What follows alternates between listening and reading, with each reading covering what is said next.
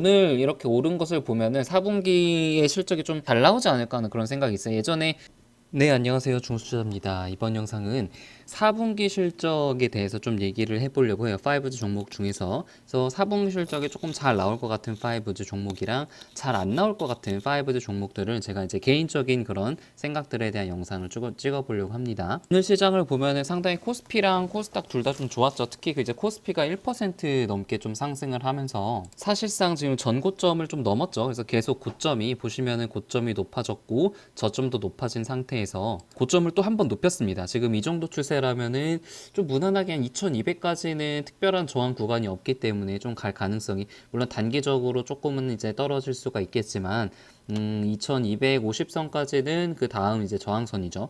그 다음 저항선까지는 좀 무난하게 갈 가능성이 조금 있지 않을까. 이제 삼성전자가 아무래도 굉장히 좀 강하게 치고 올라가니까 삼성전자랑 SK 하이닉스가 좀 무난하게 오를 가능성이 좀 있다고 생각이 듭니다.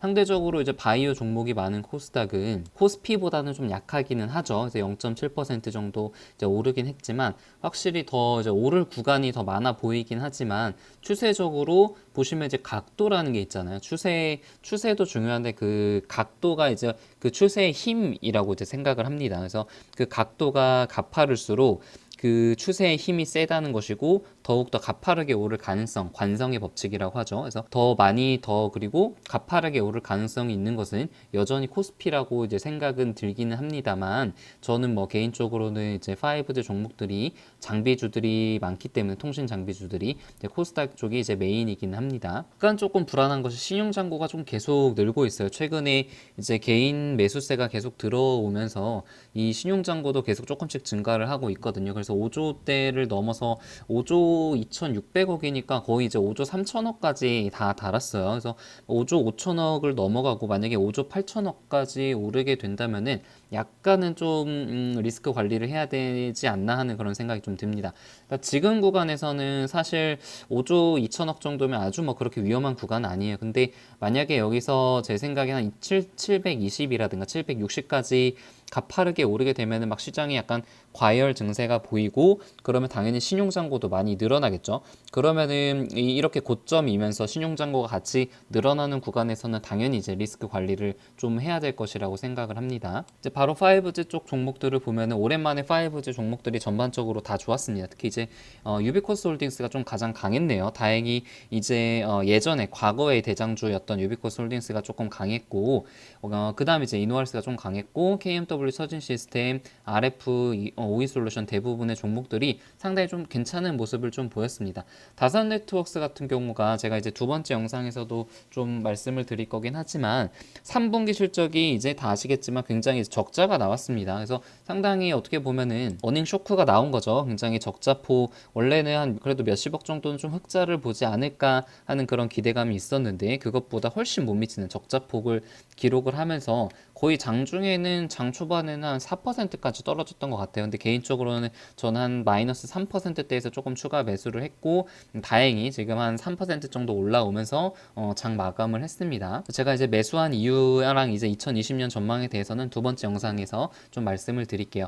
일단 한 주의 정리를 조금 해볼게요. KMW 같은 경우는 조금은 실망스러웠죠. 여기서 이제 바닥을 좀 다지고 그리고 한 수요일 정도에 이렇게 오르는 모습을 좀 보면서 약간은 좀 상승 추세로 좀 반전을 하지 않을까 하는 기대를 좀 가지고 있었는데 이제 실망스럽게 어제 같은 경우는 상당한 좀 폭으로 떨어졌죠. 그러면서 무슨 뭐 종목 토론방 이런 데 보면은 뭐 5G가 뭐 이제 다 끝났다 그런 또 난리 아닌 난리들이 굉장히 또 많더라고요. 유동 매매를 하거나 신경 쓸 필요는 없고 그냥 자기 판단과 자기 주관에 의해서만 매매를 하면 됩니다. 그래도 그나마 조금 잘 버틴 것 같아요. 이 지금 4만 원대 후반선은 조금은 이제 지키는 그런 모습이고 4분기 실적 자체는 좀 하향이 됐어요. 근데 이렇게 하향된 실적은 제가 생각하기엔 주가에는 좀 반영이 됐고 중요한 것은 지금 앞으로 4분기 실적이 현재 이제 하향된 컨센보다 잘 나올 것인가 잘 나오지 않을 것인가가 사실은 주가에 오르거나 떨어지는 데 더 중요하잖아요.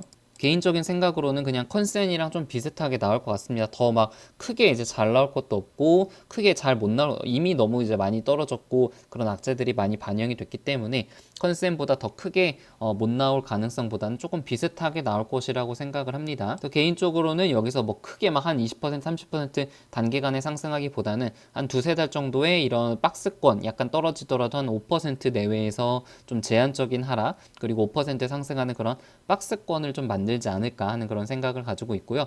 RFHIC는 이제 여전히 좀 기분 좋은 마음으로 계속 매수를 하고 있어요. 오늘도 한 2% 정도 떨어졌던 것 같은데 음봉일 때 이제 매수를 해가지고 결국에는 양봉으로 끝났죠. 그래서 오늘도 좀 기분이 좋았고 워낙에 지금 컨센이 이제 낮게 잡혀져 있고 4분기도 뭐 그닥 그렇게 실적을 기대하기는 좀 힘들죠. 그래서 이 RF도 4분기까지는 조금은 이제 실적을 기대하지 않는 그런 종목이지만 어차피 2020년을 보고 투자를 하는 종목이기 때문에 저는 이제 하락을 할 때마다 매수를 계속하고 있습니다. 다산 네트워크스 같은 경우 3분기 실적이 좀 이제 안 좋게 나왔죠. 매출 자체는 좀 늘었어요. 매출 자체는 늘었는데 매출 원가 자체가 굉장히 많이 늘었고 판관비도 꽤 늘면서 영업 손실이 났습니다. 마이너스 14억 적자가 났는데 매출은 컨센보다는 잘 나왔습니다. 컨센이 한 1000억 정도였는데 1100억이니까 컨센보다는 좀 잘 나왔죠. 근데 워낙에 영업이익 손실 폭이 컸기 때문에 다른 종목 대비해서 굉장히 좀 안 좋은 주가 흐름이었고 결국 주가는 좀 제자리로 돌아왔어요.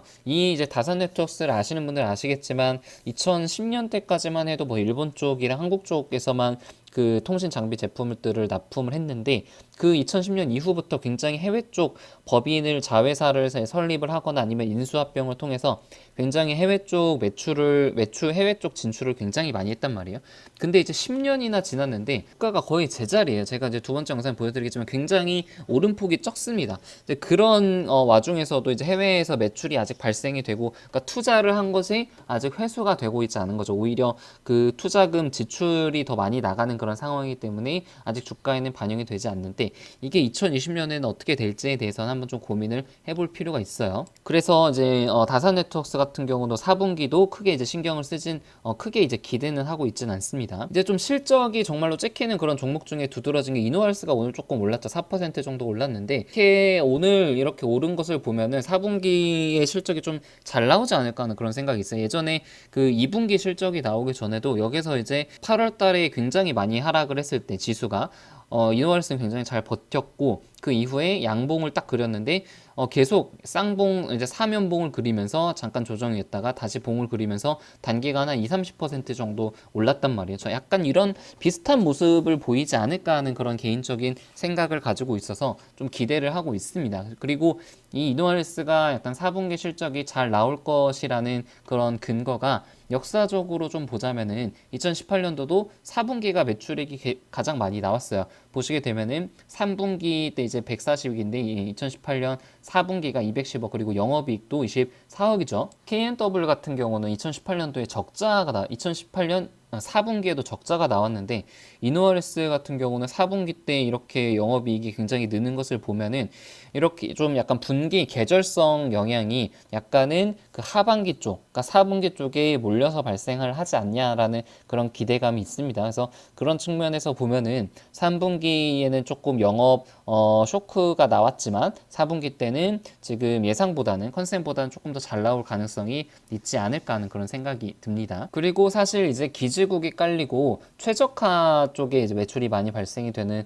기업이잖아요. 그래서 그런 측면에서 봤을 때 3분기까지는 기지국이 굉장히 많이 깔리고 KMW랑 어떻게 보면 오이솔루션이 매출이 4분기 때 꺾이는 이유가 기지국이 그 추운 겨울에는 많이 설치를 하지 않기 때문이에요. 그 이노알스는 3분기 때까지 많이 깔린 기지국에 대한 최적화 작업을 해야 되는 그런 기업이잖아요. 그러니까는 한 달, 두 달 정도는 후행적으로 매출이 발생을 한다고 생각을 해봤을 때 3분기 때 KMW랑 오이솔루션이 굉장히 매출이 잘 나왔는데 그 매출이 이노알스에게는 이제 4분기 때 반영이 좀 되지 않을까 한다는 그런 측면에서도 4분기 때 실적을 조금은 기대를 해볼 수 있겠습니다. 물론 다만 내년 1분기는 이제 대부분의 통신 장비주들이 계절성으로 비수기이기 때문에 전반적인 실적 자체는 당연히 조금 줄어들겠죠. 하지만 지금 차트상을 보았을 때는 이노알스가 조금은 4분기 때 실적이 잘 나오지 않을까 하는 그런 기대를 가지고 있고 이거는 이제 매수 추천은 절대 아니고 이제 저의 개인적인 생각을 말씀을 드리는 거예요. 이거에 대해서 이제 뭐 동의를 하실 수도 있고 동의를 하지 않으실 수도 있기 때문에 이것은 이제 개인 생각이 나름입니다.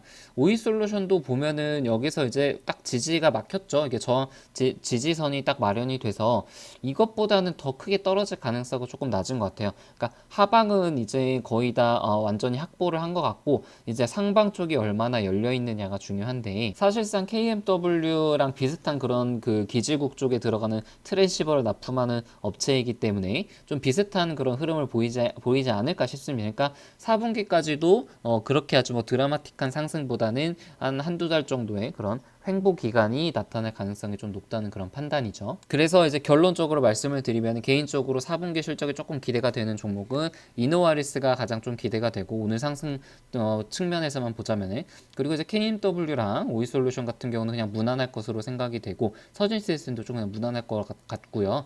그리고 이제 다산네트워크스랑 RF 같은 경우는 4분기도 조금은 이제 실망스럽지 않을까. 그리고 2020년부터는 이제 본격적으로 실적에 의한 사실 2019년도는 실적에 의해서 상승을 한 게 아니죠. 오히려 막 적자가 나고 굉장히 이제 실적이 잘 안 나왔습니다.